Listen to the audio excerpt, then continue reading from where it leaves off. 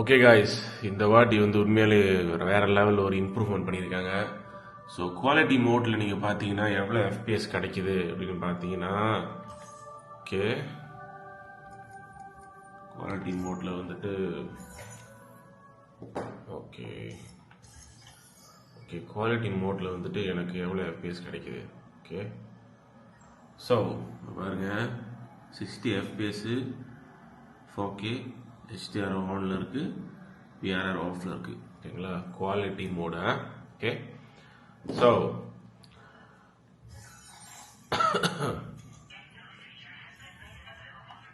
Okay I know that. Okay so system போயிட்டு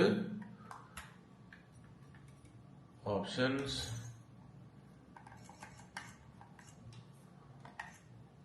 graphics மோடில் போயிட்டு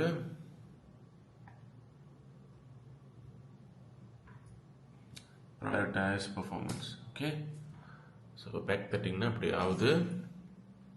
ஓகே நான் கேமில் போந்துட்டேன், சரிங்களா.